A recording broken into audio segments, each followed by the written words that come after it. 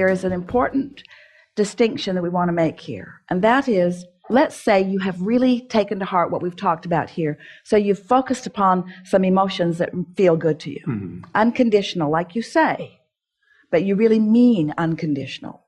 So you are feeling appreciation and love, and you've fostered it, and it's easy to go there, and you feel it not just about your partner, but about a lot of other things and other people. You're just consistently there. So you are pretty wobble-free because you mean to be. You get up in the morning, and you realize that your momentum stopped while you slept, and then you just focus generally on things that feel good, so you maintain it for a little while, and then law of attraction is responding to your pure vibration.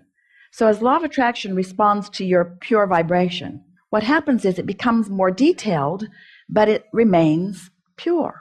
Now, what we mean by that is if you start out thinking about that you want to feel good, but you realize you don't, now you're thinking about feeling good and not feeling good. So at the very beginning of this point of attraction, you got a little wobble going. Mm-hmm. I want to feel good, but I don't feel so good.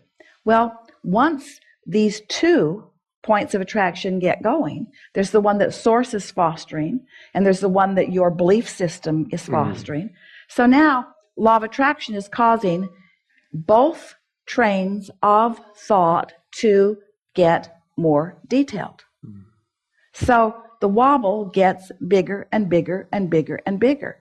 What you want comes into clearer focus, but the absence of it also comes in clearer focus. The things you like about your partner come into clearer focus. The things you don't like about your partner come into clearer focus. So there is this gap between who you really are and what you really want and what your practice thought is. And we're calling that the wobble. Mm-hmm.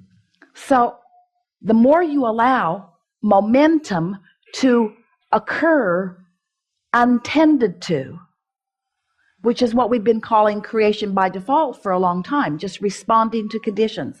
Someone says something complimentary to you, you feel good about it. Someone says something derogatory to you, you feel bad about it. So you got these two vibrations going on, and you feel no control about it because the momentum is carrying you away. The story we always insert, car on top of a hill in San Francisco. You've been there? It's amazing. Take it out of gear, take the parking brake off, just to see what happens, bump it a little from behind to give yourself a lesson in momentum.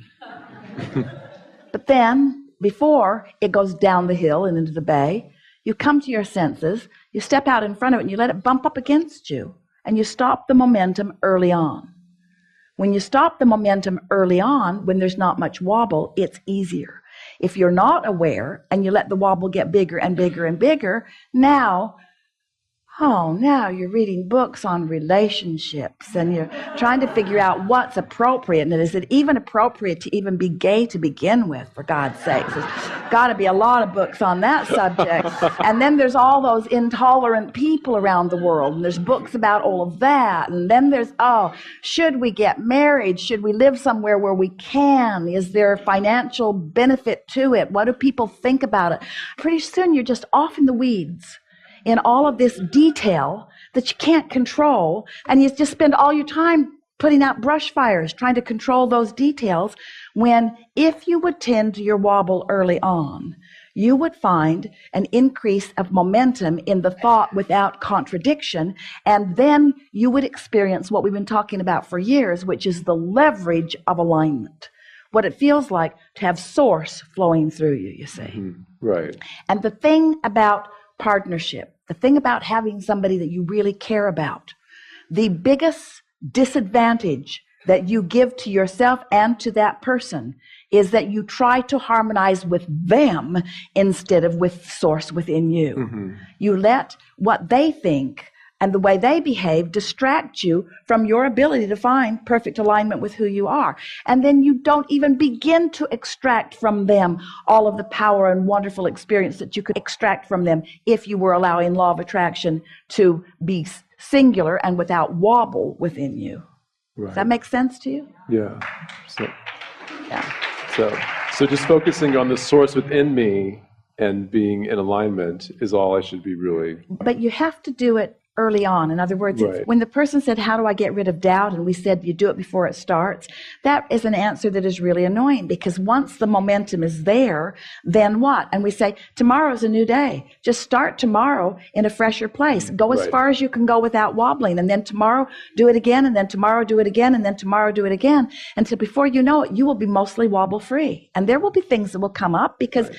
you've got trajectories on different things. But once you show yourself how easy it is to obtain vibrational stability, and then what happens to your point of attraction once you achieve vibrational stability, you'll never go back to creating by default again. You will stop being sloppy in your thinking, because sloppy thinking creates big time wobbles, and then you spend so much time out there in the weeds. Esther thought the other day, she was discussing with someone that she really cares about the art of parenting. And there are so many philosophies. Esther just wanted to run away because you just can't get there from there. If you are on a high-flying disc and somebody's in the middle of a problem and you're trying to come to an agreement about it, you can't do it. Your frequencies are too far apart. You just have to say, you're probably right. Let me know how that works out. And then just run as far as you can, where you can find your own alignment. Don't try to convince anybody of anything. This debating over conditions and the rightness and the wrongness of things is such a waste of your life experience. It never accomplishes anything except, well, it does accomplish. It causes you to launch more rockets. It causes you to expand, but it doesn't help you in the keeping up with the expansion that you've accomplished. Okay. So now, good basis here. Where are you about this? I feel good about it. I feel comfortable. I know that everything's going to be fine. So what was the question that you wanted to ask before we interrupted you incessantly? It's it was that I want him stutter, he can't even find it. I'm so, I know, right? Because it's changed just with the It's totally, conversation. yeah. But a condition has happened and you've found it again, and so speak it here. What is it that you need him to do differently? I just want him to be happy. Oh, And- that's a condition you can't Yeah. control. So I guess- that's a condition yeah. that you can't control. Isn't that interesting? Yeah. I want you to be happy. Damn it. Damn it. Because when you're happy, then I'm happy. But Which means now I got to control whatever it is that's making you unhappy or resent you for not just finding it more easily. Well, you got to be happy anyway. I am happy. I mean, I'm happy. And We mean consistently happy, even when someone you love isn't happy. Even when somebody you love isn't happy. So how can you be happy? See, here's the rub, isn't it? Because you have trained yourself to believe. So you're happy and they're not. Now, there's a sort of vibrational impasse. If you can remain in alignment with source flowing through you, your power of influence is such that the other will gravitate to your happiness. But you usually don't hang in there long enough to let that happen. right. Because in your happiness, you are crazy. In your happiness, you think that you'll just dip down to the unhappy place that they are and you'll rescue them. But you never do. Because when you dip down to that unhappy place, instead you feel resentment because you were happy a minute ago before they did that. Or a little bit of blame, or responsibility, or something that you can't control. But it's tricky to, we're just going to put this out to you and feel where you are with this. So you're flying high for whatever reason. You've been practicing it for a few days. You've been writing the emotional words that feel good to you. You've steadied yourself and you know it. And improvement is showing itself and you're starting to feel pretty frisky and empowered. And then you rendezvous with someone who you have an appointment with, or you're married to, or you work with, or you're assigned to them in some way. And they are clearly in a different vibrational place. They're not feeling good. You're on a high-flying disc, they're on a low-flying disc, and you care about them. You really care about them. So they present to you their situation. And in fact, they are even annoyed that you are so darn happy. Because your happiness just reminds them of what's missing in their experience. And so they really need you to come and relate to them, because that would close their gap. If they could get you to be a little miserable, they think they would feel better. They don't feel better. And you often go because you're focused there. But what if you were so practiced in your vibration of alignment, and you were feeling so good, that you didn't go? That you didn't go, that you demonstrate to them in the same way that your inner being demonstrates to you, that if they're going to play with you, they got to come to where you are. And once you establish that within yourself and really mean it, because you see, you got two things going for you here, two really big things. One, your partner really wants to be happy. And two, your partner really wants to be where you are. If you give in and go to where your partner is without holding yourself to the place where you know that your partner wants to be, can you feel the disservice that you do to anyone by giving them what they think they want, by giving up your alignment and going to a lower vibration? Because if you are not tuned in, tapped in, turned on, you don't have anything to give them anyway. When you're in alignment, you're clear-minded, you're solution-oriented. When you're not in alignment, then you're just part of the problem, just like they are part of the problem. And you can move around in that for a long time. So what you want to demonstrate to the people that you love is this: I care about the way I feel, and I care about you. And I care so much about the way I feel, and I care so much about you, that I'm going to make sure that I feel good unconditionally. And at first, that's going to feel to you like I am not giving you the attention that you want from me.